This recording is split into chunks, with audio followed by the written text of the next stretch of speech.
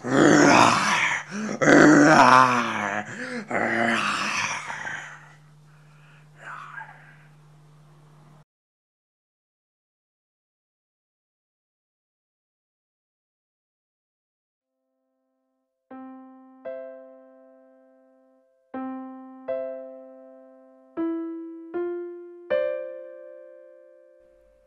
was an ordinary guy.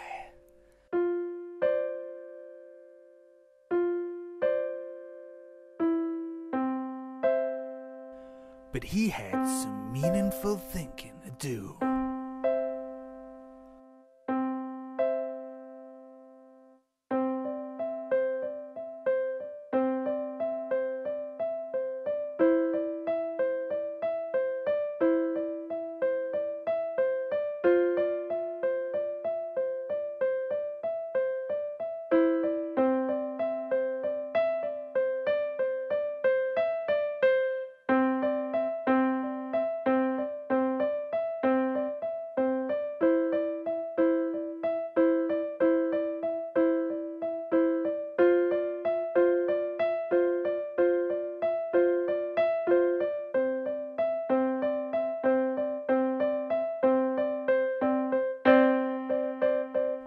Poignant looks in cinemas now.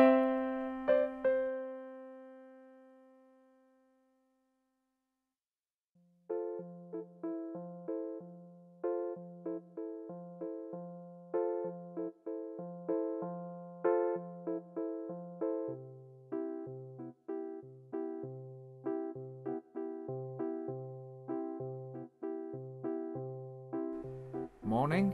Hello.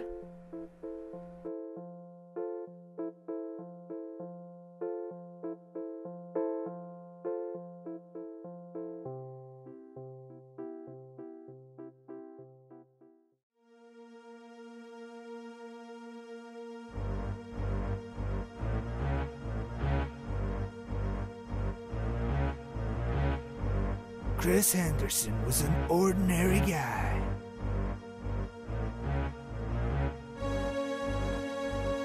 But the soundtrack to his life was all wrong.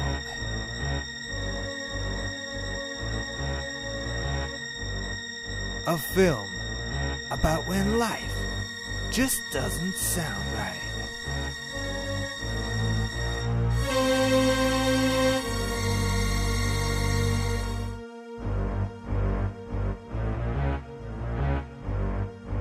Inappropriate soundtrack.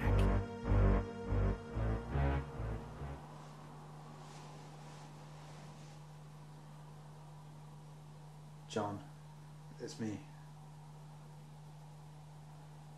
It's David. He's dead.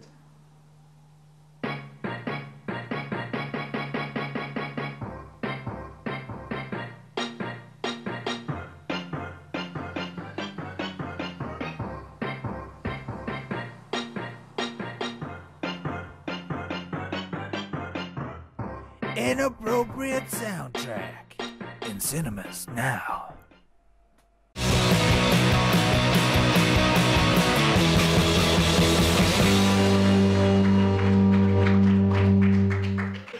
Good evening, everyone. Welcome to the Director's Cut panel show, and good evening to you at home as well.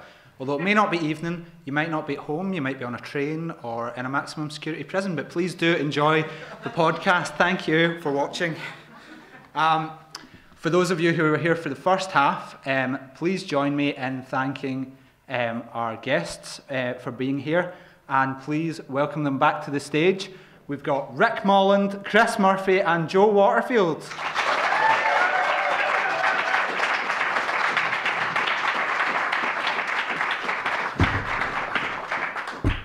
Welcome to the show, guys. Hello. Hello. Hello. So, this is a panel show about films, and we're going to be playing a few games. In some of the games, I'm going to be asking the panelists questions, and sometimes they'll have to come up with their own ideas. You'll pick it up as we go, but basically, we're going to just head straight into our first round, which is called Lost in Translation. what I'm going to do is show you some translations of film titles when they've went out around the world, and you have to guess what the English-speaking name of the film was when it was released here. Now, when films are translated abroad, quite often the dialogue is tweaked and the subtitles are tweaked to include local references and local terms so that the audience can enjoy the film better. But often titles can be metaphors or turns of phrase that don't make sense in foreign languages, and it's here where quite a lot of the bad translation occurs. In Portugal, the translation of the film Knocked Up came out as Slightly Pregnant, which might be my favourite thing a doctor ever has to say to anyone. I'm afraid you're slightly pregnant. Apparently what happens is after 9 months you give birth to a photograph of the baby. They turn you on your side and it comes out like a fax machine. You can have a look and you can decide if you want to go fully pregnant the next time. It's a good system, I think we should have it here. Yes, this is our first question for you guys. His powerful device makes him famous. What are we thinking? Harry Potter and the Philosopher's Stone. I think quite a lot of people will go down the route of something with powers or something machinery. I think you need to think of China being more esoteric than this. Senna. See, now we're getting somewhere. This is better. Not quite there. Any further thoughts? Boogie Nights. Boogie Nights has it. His powerful device makes him famous. Although Senna did have a big helmet. I will marry a prostitute to save money. This is definitely Pretty Woman, isn't it? This is Pretty Woman. Definitely is Pretty Woman. Thank you. That's exactly what happens. Yes. I particularly like the idea that he's marrying the prostitute to save money. That's what the Chinese have taken from that. It's purely an economic decision. It's got nothing to do with Julia Roberts being the prostitute in question. Okay, next we've got Son of the Devil. Now, I am going to award. Now, please contain your excitement, but there are 5 bonus points available for this question. I said contain your excitement in a sort of sarcastic way that was meant to mean that you were going to give me a patronising kind of, ooh, that's better. I wish I didn't have to milk it out of you so much, but I will. Little Nicky? It isn't Little Nicky. Again, this is China, and we're... That's never been said and been quite so racist. Genuinely, again, this is China. What you have to China. what you have to understand is that there is an element to the devil aspect that is cultural. All right, is it the Mark Thatcher story?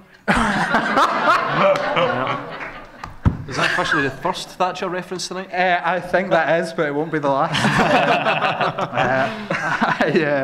I'm just marking a point there for Rick for being funny. It's good. Mark Thatcher. It's not Mark Thatcher, but you're in a better kind of area. Really? You're closer to the kind of concept here. I really will. I'm gonna. Now, please try and contain your excitement again, so well as the last time, but I am upping the bonus points to 10 for this round, if anyone can get this. Yeah. It's not Passion of the Christ. Oh, that's... You're really going for a good alienation of a lot of our audience. And I know there's a minister in the crowd. Yes. No, it's not, but it's you're kind of skirting around the issue. I'm going to just have to tell you the answer. Can we get a clue? You can get a clue. The concept of this film is based around the idea of someone giving birth to a son. And the devil element is what the Chinese think of the concept of this film. Or is this The Omen? Because that's actually what that's about. That was the tagline. It's not Rosemary's Baby. it's not. No, it's not quite as literal as that. It's fantastic. I have to show you. I didn't honestly expect any of you to get this, but I loved What sort of fucking quiz is this? It's Junior. I happen to love the idea that it's called Son of the Devil. It's the most over-the-top title I've ever heard of anything in my life. The beauty of the fact of Schwarzenegger giving birth to Son of the Devil and not his rise to power. Yeah. Evil doesn't seem so bad if it's the offspring of Arnold Schwarzenegger. But you're not a housemaid in his house then. Getting a little bit topical right now. A little bit topical. I'm gonna say he genuinely had to call for the Terminator.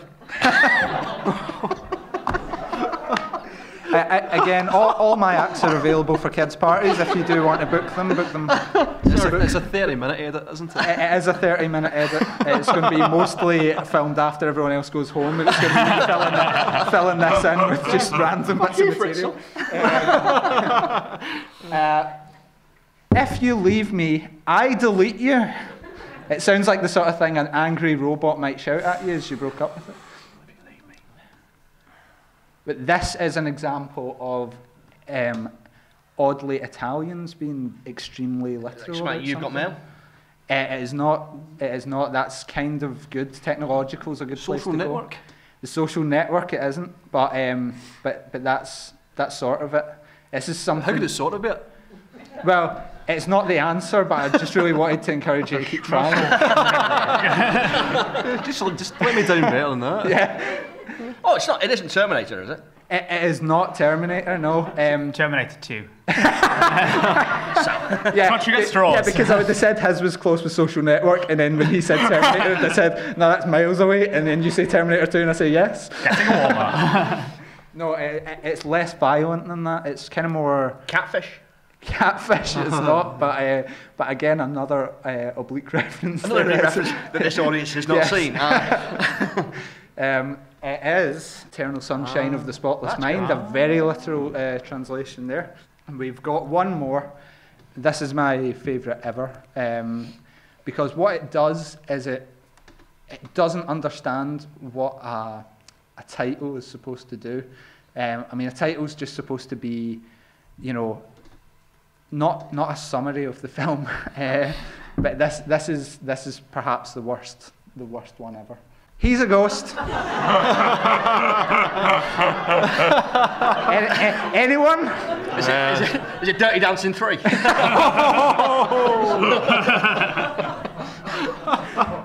I know. I don't want to spoil this for anyone, but is this maybe The Sixth Sense? It is unbelievably the title for The Sixth Sense in China. He's a ghost. He's a ghost. Don't go and see the film, just look at the title.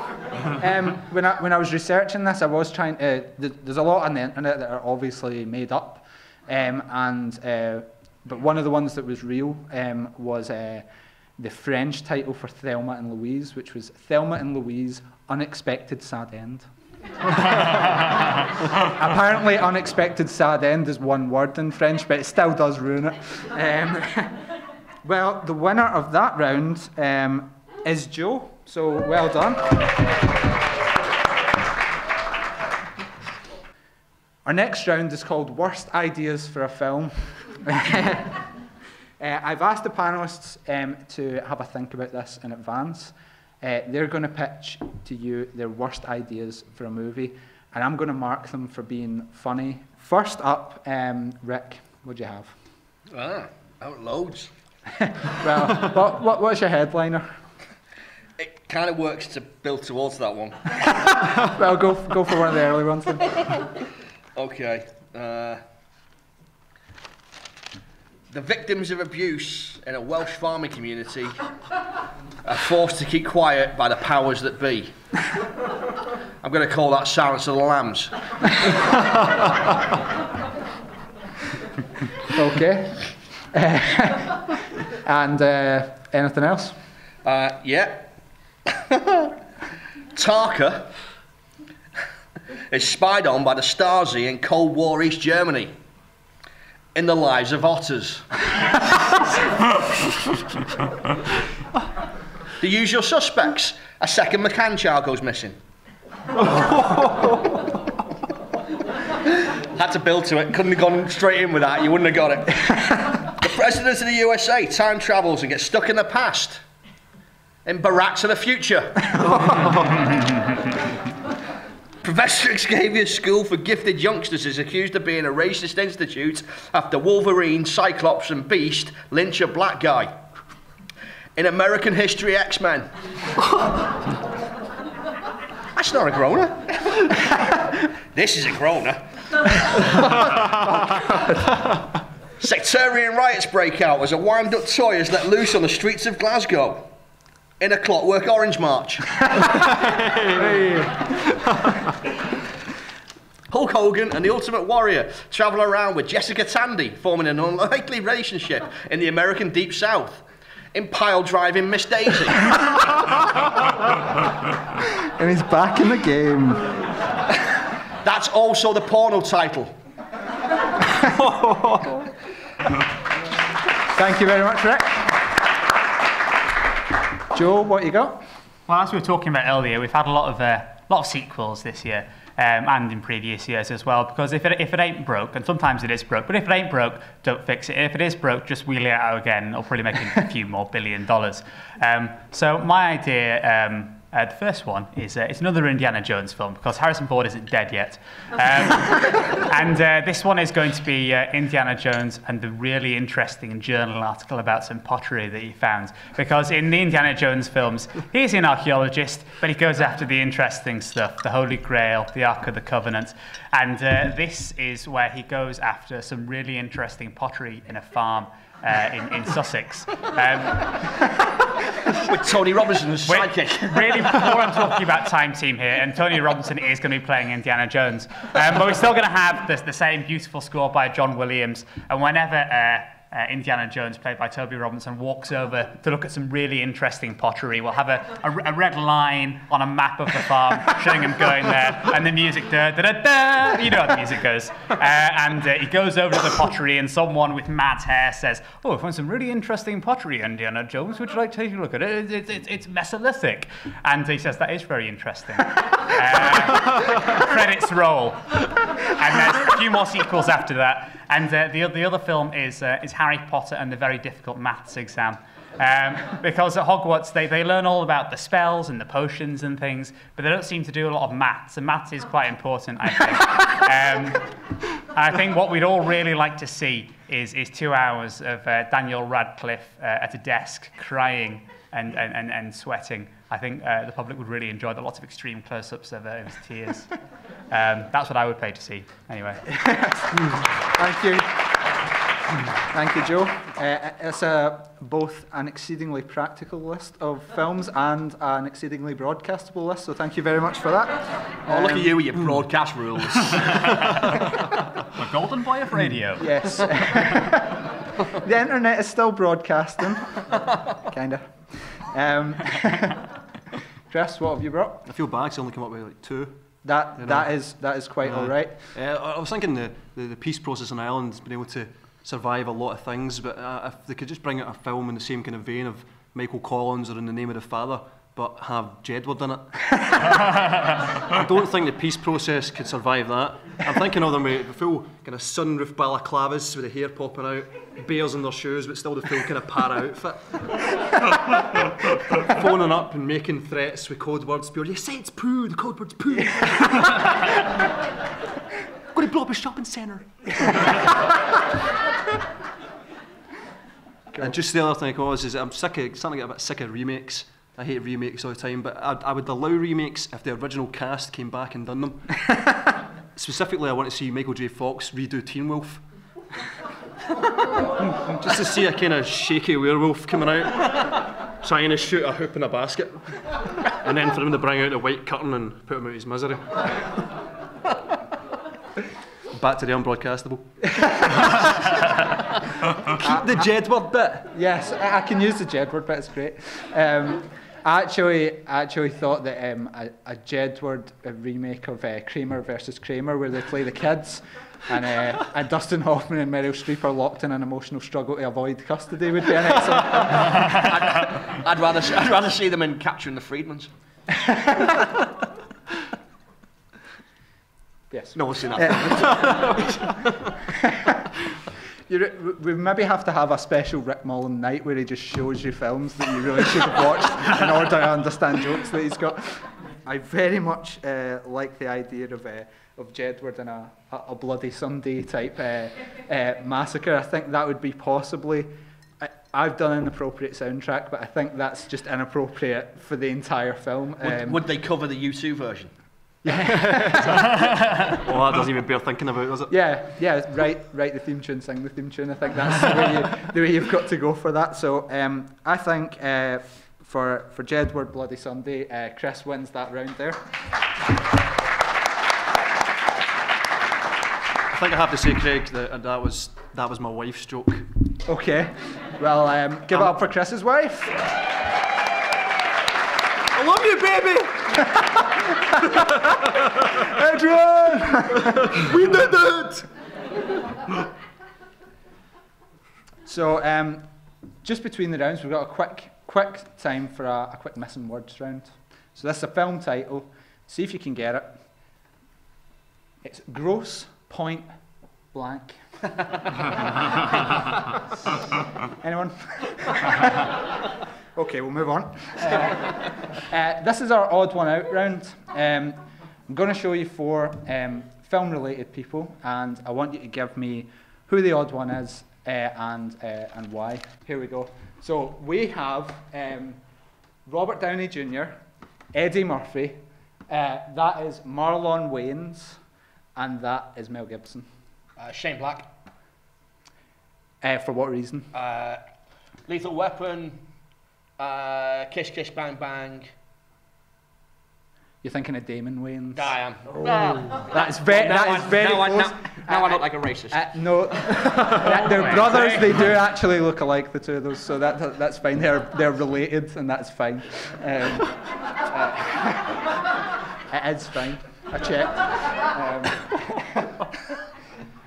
If you start confusing Eddie Murphy and Marlon Wayans, we've got a problem.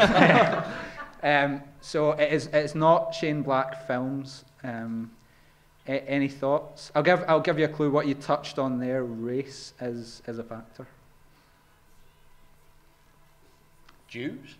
Is that just your default setting when you don't know what to say? Jews. Race. Oh, are they all blacked up or whited up? Except him. Who is a racist? Yes. Yeah. What we've got here is you can just see Tropic Thunder. Robert Downey Jr. Blacked up for that. Coming to America. Eddie Murphy whited up for that. Marlon Wayans with his brother and god awful white chicks, and Mel Gibson, who is the genuine racist. So well done to Rick. Rick scores points. I had to get a point just to keep me in the show. Fuck you! You cannot edit me out now. Yes. You cannot legally be edited out. Up next, we've got these 4: Martin Sheen, John Boorman. That's Kirk Douglas, and that's Jerry Stiller. All appear in films with their sons, except for John Boorman. That's very, very close. It's not quite the answer. It is to do with their sons, and it is John Boorman. So I'm going to give you a point for that. It seems quite close. Seems fair, doesn't it? Can anyone figure out what the reason is? Are they all... Do they all have sons? Maybe John Boorman's got one of these daughters. Has he got a daughter, John Boorman? Have they all been directed by their sons? They haven't, no. You're so close. You're like flirting with the answer. Just take it out already.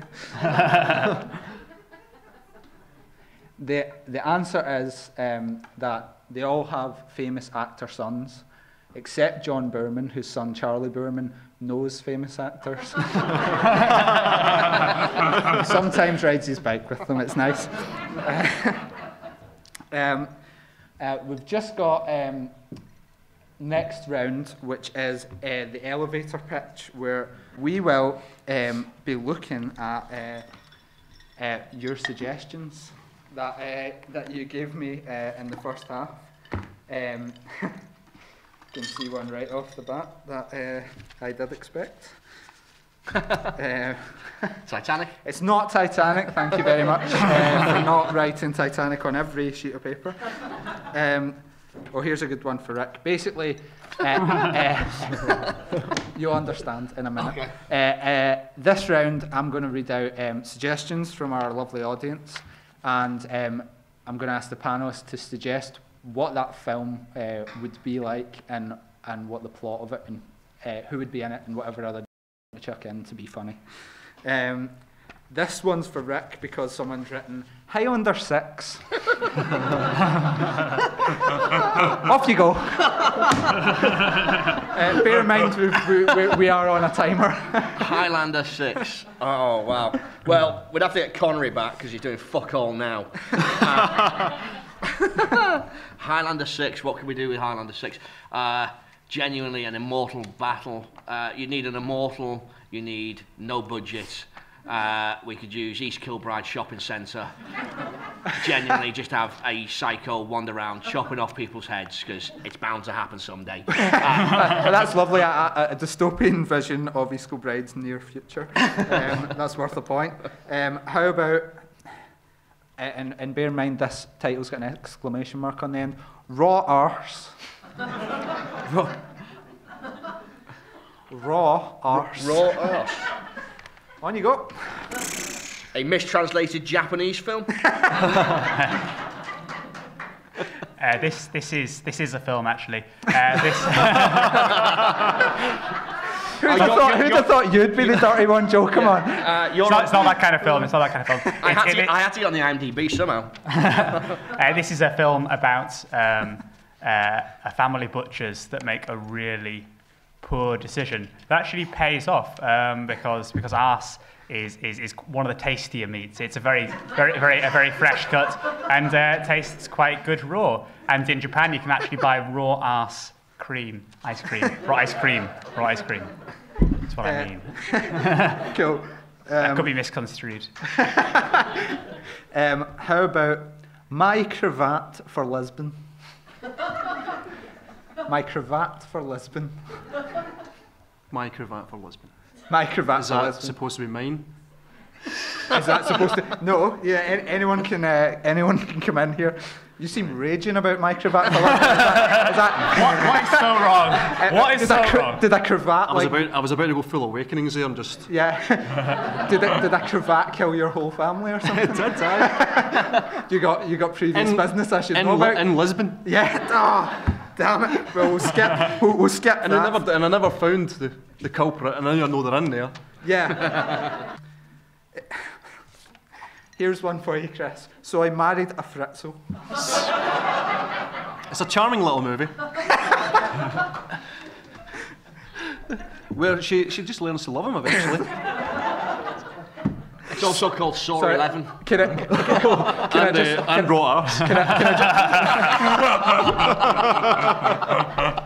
I just stop you there? I've just read the next one. So I married a Fritzel again. Whoever wrote that, thank you. You've scored a point. What else we got in here? Let's see.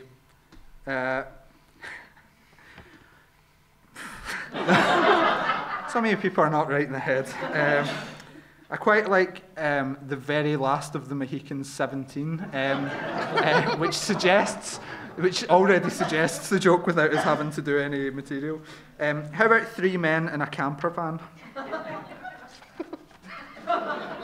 It could be your weekend. It could be where the 3 of you go after this. I really like this. It's Duck/Nixon. Duck Nixon. Duck Nixon. Yes, Duck Nixon as in Frost Nixon, but Duck Nixon. This is a film about one of the many failed, unfortunately, assassination attempts on former President Richard Nixon. The title referring to why it failed, unfortunately. The second half of the film also has him being interviewed by a duck, which is a bit more light-hearted. It's one for the family. Yeah, there's nothing like one of those new CGI interview movies that the kids love so much. Oh no, in my head it's like Howard the Duck. Yeah, Howard the Duck was in my head. I was thinking more Babe, so they've got real animals, but they just have human voices as well. Which is quite strange. That sounds enthralling, I think. And they give Richard Nixon a human voice as well. Yes. A Badger Unleashed. Any ideas? The new sort of... That'd be the new Outbreak movie, but it'd be an outbreak of TB. We're gonna find the badger.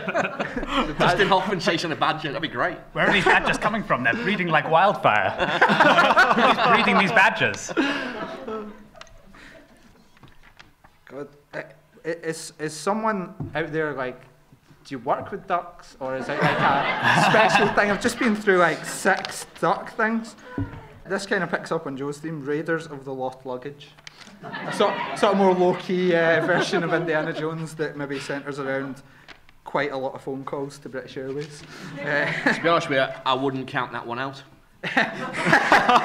I've seen the last film. Yes. This is one where Indiana Jones travels from Israel or wherever to Stansted.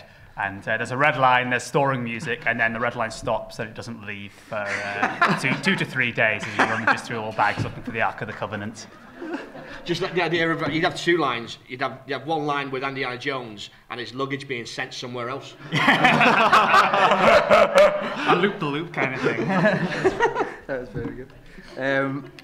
Well, that's the end of the round, and I can see from that Joe has won that round, so congratulations, Joe. I've just done drawings of sharks, there's no points. I'm winning on sharks. There's no reasonable scoring system. I think I gave Rick a point for laughing at something I said at one point. That's hilarious. The Please the Emperor round. We've just got time for another quick missing words round. I know you'll love these. There's something about Mary. Anyone? These aren't working out. Next, we're going to move on to guilty pleasures. I've asked each of the panellists to bring a film which is generally regarded as shameful or embarrassing, and they're going to have to justify it. If they do, I'll find the film not guilty, and they'll be able to go about watching it shame-free, and it can go and live in a little kind of paradise land where Natalie Portman is, and there's some nice sunshine, and it's really nice. However, if they don't defend the film well enough, it goes into the director's cut jail, and the director's cut jail is a horrible place where all of Michael Bay's films are currently serving a life sentence without parole. So I've asked the panellists to think about this in advance, and I think in this round we'll start with Chris. What have you got? Mine's is Sahara. And what possible defence could you offer for that film? I believe you've actually offered me Sahara for free. On DVD. I'm so embarrassed to own it. I offered to give it to Chris for free, just so that people coming around my house didn't think I liked it. So Chris is going to have a hard time defending it. It's not just Sahara, it's pretty much all Matthew McConaughey films. You're lumping in all Matthew McConaughey films? Especially the Ghosts of Girlfriends Past, that a forgotten classic. With possibly Michael Douglas's best ever film performance.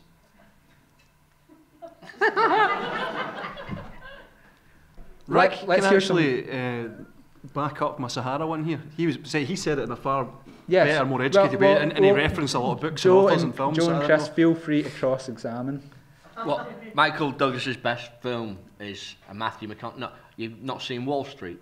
I've seen Wall Street. Have you seen him in Ghosts of Girlfriends Past? It's awesome. Are you talking about Matthew McConaughey then? No, Michael Douglas. Michael Douglas. Aye, he plays a ghost in it. Matthew McConaughey's dead uncle, who... Not one of his girlfriends. Not one of his girlfriends, no. That's a different film altogether. Now that would be a performance, wouldn't it? And he teaches him how to be a player with women, because he's Matthew McConaughey and he needs, how to be taught how to be a player with women. Is that player with an A at the end? It's a player. Right, okay. I understand the McConaughey thing with I always want McConaughey to do good films, and it just always falls short. Can I bring you back to Sahara? Because I feel what you've done is brought a film that I hate, then distracted me with a whole canon of other films in order not to have talked about Sahara, which is god awful. Sahara should have been the next great franchise in cinema. Even your ally is pissing himself laughing at that. Should have been maybe with the money they spent on it should have been the next one, but it has to be good to be worthy of that. It does. Sahara does have. Who's seen Sahara? Right. It does have one of what I would say one of the most joyous edits I've ever seen. The point where it cuts from them going through the desert and finding the old battered plane that's crashed, and just this cut to them windsurfing out of danger is for me is better than the match and the sunrise in Lawrence of Arabia. Yep. I think if it makes you that happy, I think we have to keep that film, surely. Well, let's have a show of hands. Who thinks we should save Sahara from the jail? Oh, one woman over here. Okay. Straight up, no one else. One and a half. And my wife. As I suspected, bad luck. Thank you very much. Finish for your set. It was like yes. I'm afraid that the bad news is you've not saved it, and Sahara is guilty. The good news is, after the show, I will give you a free DVD copy of Sahara. So well done, Chris. That's great. Now I'll have two. God, I don't even know where to start with that. Joe, what would you like to try and get into the paradise? Well, I want to take Rambo First Blood Part 1 to the paradise. Done. I rest my case. Point of order here. All right, here we go. That film doesn't exist. Oh. Yes, we have had this discussion before that it is. It's just called First Blood. The film title was First Blood. They didn't know it's there the was first film. They didn't know it was going to be anymore. It can't be Part 1. On the grounds of bringing a fictional film, I will deduct some points, but I will say it is a film. It is fiction. I've got to say all our films are fiction. It's all fiction. It's Yes. not a documentary about a man who escapes and goes on the run and hides in mud and fashions all sticks into daggers. I don't and think you kills should be dogs. saying this in East Kilbride. That's what everyone bases their life on. This one is in America. But suffice to say, First Blood is going nowhere near a jail and is free to wander the shame-free land that is the director's cut film Paradise. So well done, Joe. You score some points for that as well. Well done, Rambo. I think. Yes. That's the real winner here. Yeah. Let's have a hand for Rambo. As per. Well done, Rambo. And Rick, what have you got? I've got a film called The Last Boy Scout. Done. Genuinely joyous mayhem. Just honestly, it is. It's got everything. It's got a Shane Black script that is outstanding. Can I not win this on the basis that I actually picked a bad film, and these guys have picked good films? I think what you've got. I think we've just worked out how bad the film watching you have is. You decided to back that up with other Matthew McConaughey films. That is a leap of logic that has never been made before. No, I like this Matthew McConaughey film, but don't judge me. I also like all these other Matthew McConaughey films. It's not the way to get out of that. Come on, The Lincoln Lawyer. Come on. A Time to Kill, Craig. He does CD Lawyer better than anyone else. And he keeps his shirt on, He does keep his shirt on. which I was raging about. I have to congratulate you, Rick. You score some points, and Last Boy Scout does not go into the jail. I find it not guilty. Enjoy it. Beautiful. And well done to our panellists for exposing their guilty pleasures. We've got time for one more missing words round. It's what ever happened to Baby Jane? Still no takers. We move on to the top 3 round, where I have challenged our panellists to bring with them their top 3 movie aliens. They'll get points for being interesting or funny, and they will get bonus points for matching any of my top 3, which is in this envelope. So why don't we start with you, Joe? Your top 3 movie aliens. All right, okay. Number 1, no-brainer. It's the alien from the film Alien, and he might be in Aliens as well. I'm not sure. I have only seen the film Alien, but it does star the alien playing an alien. Playing to type, has to be said. Playing to type. He tried to get some roles in some buddy movies about cops and as a wise-cracking lawyer, but it didn't test well, so he went back to Alien in Aliens. It's like Mark Hamill syndrome. No, exactly, yeah, it's complete Mark Hamill syndrome. My number 2 alien is Superman. He's a good guy, or a good alien, must be said, and because he's an alien who, he shows off, sure. He shows off because he's on this planet where he can show off. On his home planet, he couldn't really show off because he was a baby, which is weak, and he was weak anyway. And he just chooses to hang out with us, even though we're such losers and we're such horrible people a lot of the time. He's so great. And my third one is Margaret Thatcher. A bit of topical humour there, keeping my material up to date. Because if you've seen the posters, or if you've seen Margaret Thatcher at all anyway, you'll have seen her wonderful bouffant hairdo, which I'm sure is disguising some kind of massive evil pulsating brain, quite similar to the brains in Mars Attacks, with, the horrible Martian aliens who splice dogs and Pierce Brosnan together. Joe gets some points there for his excellent reasons. Chris, what have you got as your top 3? I'll start at the bottom. 3, Predator.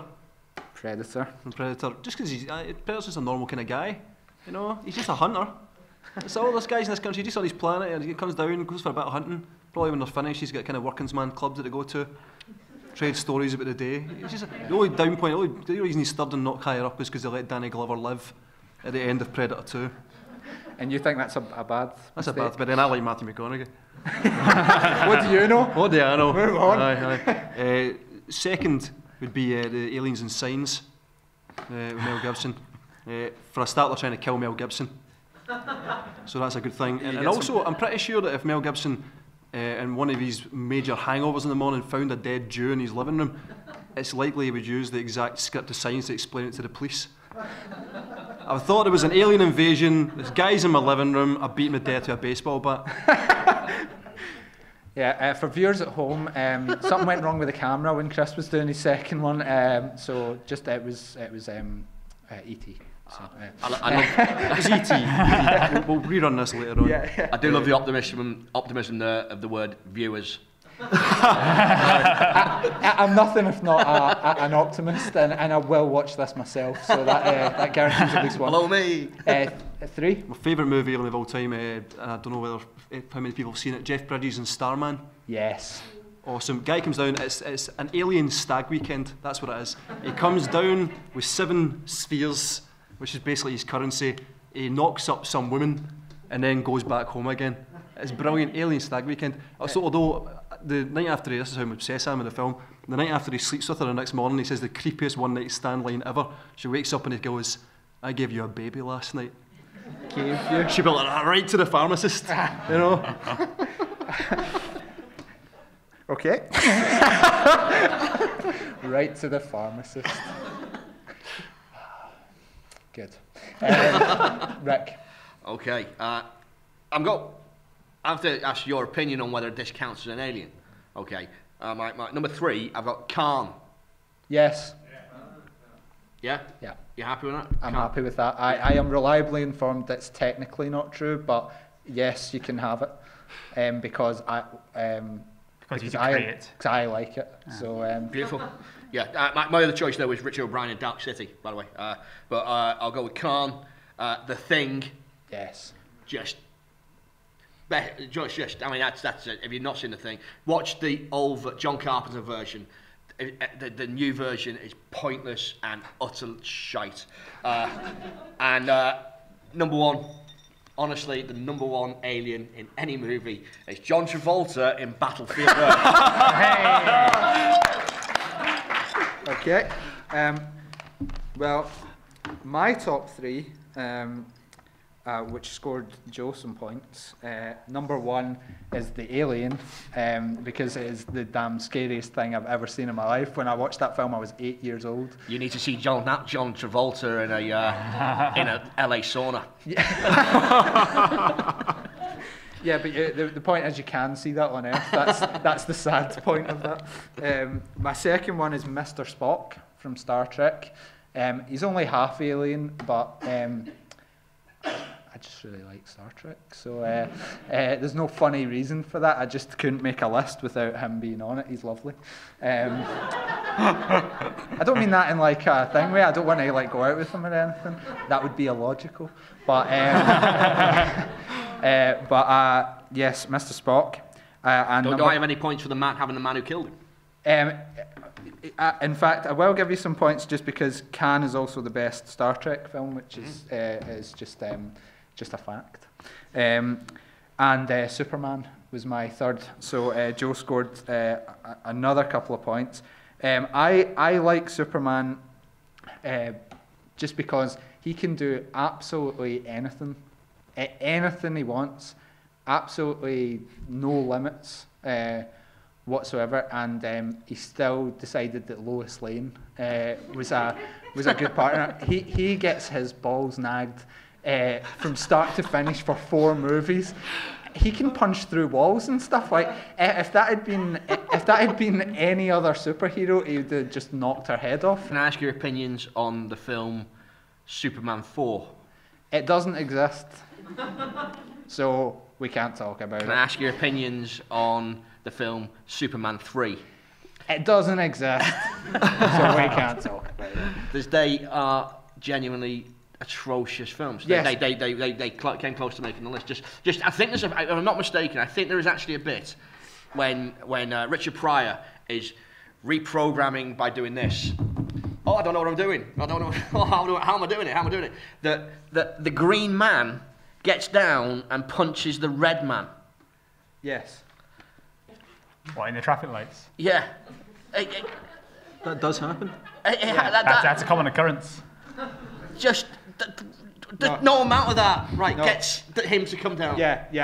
I mean, I'm reasonably IT proficient, but there's no possible way.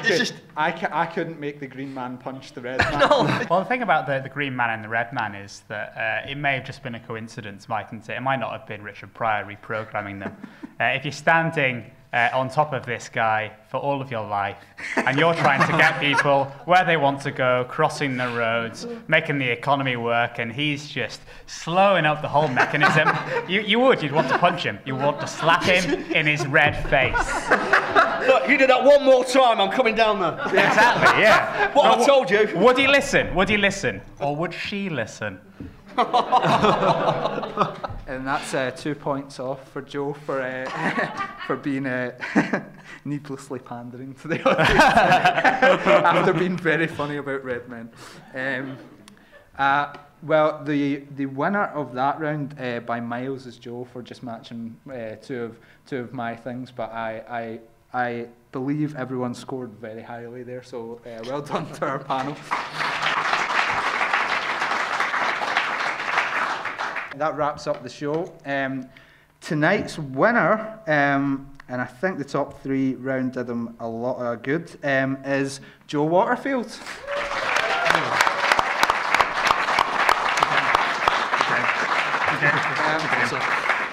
We're going to be back here on the 19th of February, where we'll have 3 BAFTA award-winning comedy writers as our guests on our panel show, and 3 excellent new acts in the first half.